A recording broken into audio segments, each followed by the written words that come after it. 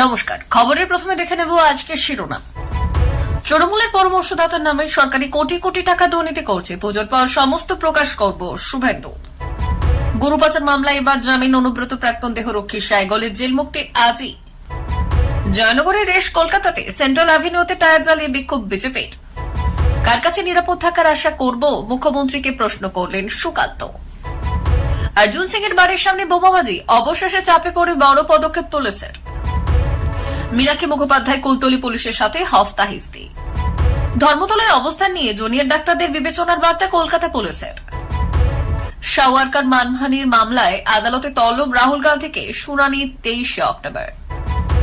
দ্বিতীয় 400-র বেশি পুজোর উদ্বোধন করলেন মুখ্যমন্ত্রী, স্তোত্র পাঠ করার আগে চেয়ে নিলেন মাপ। সন্দীপের আইনজীবীর বড় দাবি। আসছি বিস্তারিত খবরে। পুজোর আগে তিহার জেল থেকে ছাড়া পেয়েছেন অনুব্রত মণ্ডল। এবার তিহার জেল থেকে মুক্তি পেতে চলেছেন অনুব্রত মণ্ডলের প্রাক্তন দেহরক্ষী সাইগল হোসেন। সবকিছু ঠিকঠাক থাকলে রাতেই দিল্লির তিহার জেল থেকে ছাড়া পেতে পারেন সাইগল। কিভাবে তার এই উত্থান? জানা গিয়েছে 2010 সালে কনস্টেবল পদে চাকরি পান সাইগল হোসেন। তার বাবার মৃত্যুতেই তিনি এই চাকরি পান। এরপর কিছুদিন মুর্শিদাবাদের সুতিতে কর্মরত ছিলেন সাইগল। তারপরই অনুব্রত মণ্ডলের দেহরক্ষী হিসেবে নিযুক্ত হন। সেই থেকে এখনো অনুব্রত মণ্ডলের দেহরক্ষী ছিলেন তিনি। তবে প্রথম থেকে সাইগল হোসেনের এত প্রতিপত্তি বা তার উত্থান লক্ষ্য করা যায়নি, এমনটাই মত অনুব্রত ঘনিষ্ঠদের। তবে ছবিটা বদলাতে শুরু করে 2016 থেকে। তখন থেকেই কার্যত অনুব্রত ছায়ার সঙ্গী হিসেবে সর্বত্র দেখা যেতে থাকে সাইগল হোসেনকে। আর তারপরে তার এই উত্থান। অভিযোগ, অনুব্রত মণ্ডলের প্রশাসনিক ও ব্যবসায়িক সমস্ত কাজে তদারকি করতে সাইগল হোসেন। তার ফোন দ্বারাই পরিচালিত হতো সবটা। বিরোধীদেরও অভিযোগ, বীরভূমের সব কাজকর্ম নিয়ন্ত্রণ করতে সাইগল হোসেন। এখন সাইগল হোসেনেরও কয়েকজন ঘনিষ্ঠ ব্যক্তি আছেন। স্বাভাবিকভাবেই সাইগল হোসেনের গ্রেপ্তারি বীরভূম জেলার ব্যবসায়িক মহলে যথেষ্ট সাড়া দেয়। সাইগল হোসেন ছাড়াও শিউরি ও ডোমকলে তার স্ত্রী ও মায়ের নামে কোটি টাকার 8টি জমির সন্ধান পাওয়া যায়। ব্যাংক অ্যাকাউন্টে 35 লক্ষ। দলিল ও নথি দিয়ে আদালতে জানায় সিবিআই। সাইগল হোসেনের প্রায় 1 কোটি টাকার সম্পত্তির হদিশ পেল গরু পাচার কাণ্ডে তদন্তকারী সিবিআই আধিকারিকরা। চার্জশিটে যে সম্পত্তিগুলির উল্লেখ ছিল তার বাইরে আরও 1 কোটি টাকার সম্পত্তির হদিশ পাওয়াতে রীতিমতো বেকায়দায় পড়ে যান সাইগল। জয়নগরের 9 বছরের কিশোরীকে ধর্ষণ ও খুনের ঘটনায় উত্তাল স্থানীয় এলাকা। সেই প্রভাব এসে পড়ল কলকাতাতেও। কলকাতায় সেন্ট্রাল অ্যাভিনিউ অবরুদ্ধ করে বিক্ষোভ দেখাচ্ছেন টায়ার জ্বালিয়ে বিজেপি কর্মীরা। জয়নগরে 9 বছরের নাবালিকাকে ধর্ষণ করে খুনের অভিযোগ। দেহ সংরক্ষণের দাবিতে হাসপাতালে ধর্নায় বিজেপি বিধায়ক অগ্নিমিত্রা পাল। নির্যাতিতার দেহ কাটাপুকুর মর্গে এলে পরিস্থিতি উত্তাল হয়ে ওঠে। বাম বিজেপি নেতা নেত্রীদের সঙ্গে পুলিশের ধস্তাধস্তি হয়। বাম কর্মী সমর্থকদের মারধর করেছে কলকাতা পুলিশ বলে অভিযোগ উঠেছে। অন্যদিকে সাংবাদিকদের মারধর করা হয় বলে পুলিশের তরফ থেকে অভিযোগ ওঠে। অন্যদিকে জয়নগরের প্রভাব এসে পড়ে বারুইপুরের এসডিপিও আতিশ বিশ্বাসকে লাঠি হাতে তাড়া করেন স্থানীয়রা। পরিস্থিতির সামাল দিতে জয়নগর থানা থেকে বিশাল পুলিশ পাঠানো হয়। কাঁধারে গ্যাসের শেল ফাটায় পুলিশ। পাল্টা পুলিশকে লক্ষ্য করে ইট বৃষ্টি হয়। পুলিশকে ইট ছুটতে দেখা যায়। জানা গেছে জয়নগর থানার ক্লাস 4-এ পড়া এক ছাত্রী টিউশন থেকে বাড়ি ফেরার পথে নিখোঁজ হয়ে যায়। পরিবারের তরফে অভিযোগ জানানো হয়েছে। পুলিশের কাছে সেই অভিযোগ জানাতে গেলে তা নেওয়ার বিষয়ে গুরুত্ব দেওয়া হয়নি। পরে বলা হয় জয়নগর থানায় অভিযোগ জানাতে হবে। এরপর বাড়ির কাছে একটা জলা জমি থেকে ওই নাবালিকার দেহ উদ্ধার করা হয়। ওই নাবালিকার দেহে একাধিক আঘাতের চিহ্ন রয়েছে। অর্জুন সিং এর বাড়ির সামনে বোমাবাজির ঘটনা। জগদ্দলের মেঘনা মোড়ে বোমাবাজি হয়। পায়ে স্প্লিন্টার লেগেছে বলে দাবি করেছেন বিজেপি নেতা। গুলি চালানোরও অভিযোগ। এই নিয়ে কেন্দ্রীয় মন্ত্রী সুকান্ত মজুমদার বলেছেন, অর্জুন সিংকে যেভাবে বোমা হামলা করা হয়েছে এটা খুবই লজ্জাজনক ঘটনা। পুলিশের সামনেই কমপক্ষে 20 থেকে 25টা বোমা পড়ে বলে অভিযোগ। পুলিশের সামনেই মজদুর ভবন লক্ষ্য করে গুলি চালানো হয় বলে অভিযোগ। এই ঘটনার অভিযোগ উঠেছে 18 নম্বর ওয়ার্ডের তৃণমূল কাউন্সিলর সুনিতা সিংহের ছেলে নমিত সিংহের অনুগামীদের ওপর। অভিযোগ উড়িয়ে দিয়েছেন জগদ্দলের বিধায়ক সোমনাথ শ্যাম। শুক্রবার 7 সকালে ব্যারাকপুরের প্রাক্তন সাংসদ তথা বিজেপি নেতা অর্জুন সিং এর বাড়ির সামনে বোমাবাজির ঘটনায় রীতিমতো উত্তপ্ত পরিস্থিতির সৃষ্টি করে। গোটা বিষয়ে অর্জুন সিং নিজে, এমনকি রাজ্যের বিরোধী দলনেতা শুভেন্দু অধিকারীও সাংবাদিক বৈঠক করে তৃণমূলের বিরুদ্ধে অভিযোগের আঙুল তুলতে শুরু করেন। সূত্রের খবর, ব্যারাকপুরের প্রাক্তন সাংসদ তথা বিজেপি নেতা অর্জুন সিং এর বাড়ির সামনে বোমাবাজির ঘটনায় ইতিমধ্যেই 4 জনকে গ্রেপ্তার করেছে পুলিশ।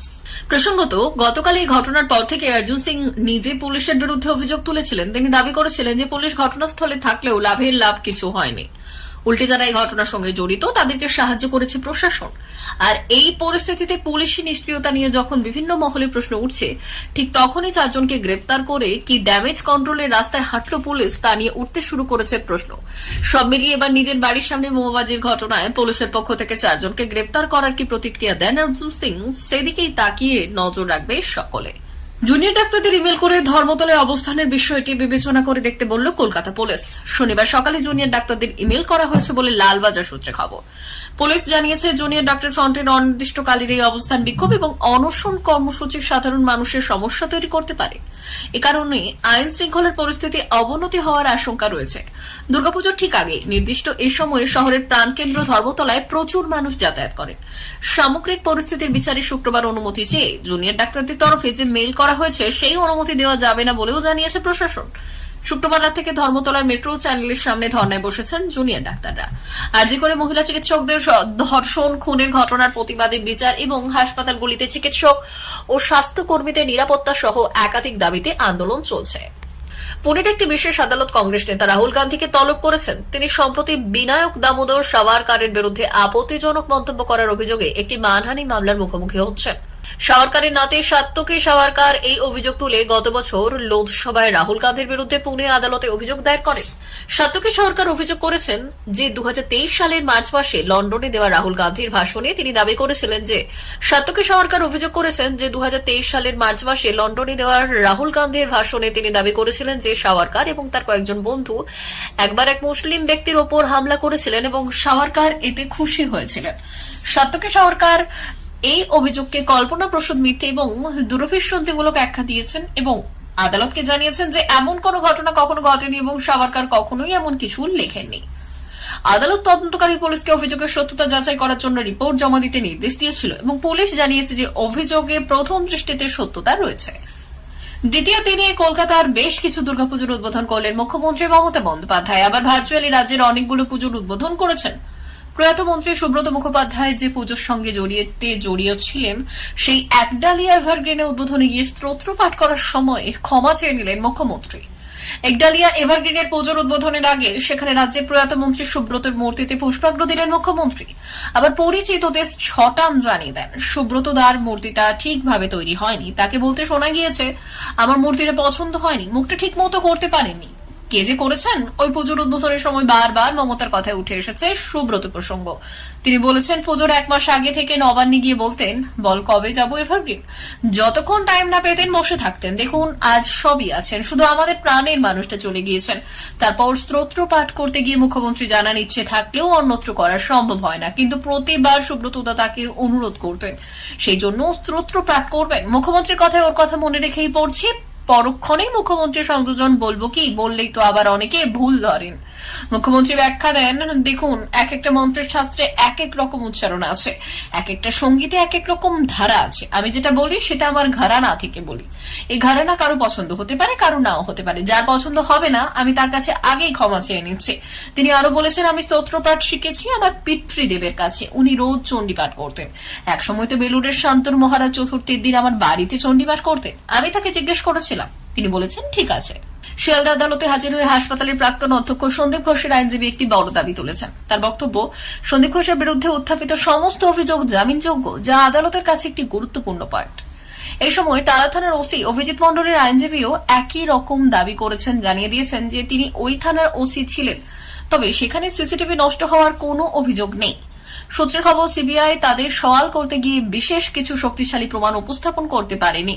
তাদের বক্তব্যের মধ্যে প্রভাব খাটানোর অভিযোগ উত্থাপিত হয়েছে, কিন্তু প্রমাণের অভাবে তা অটল থাকার মতো নয়। আদালতে সিবিআই দাবি করেন সন্দীপ ঘোষ ও ওসি অভিজিৎ মণ্ডলকে 14 দিন জেল হেফাজতে রাখার প্রয়োজনীয়তা রয়েছে।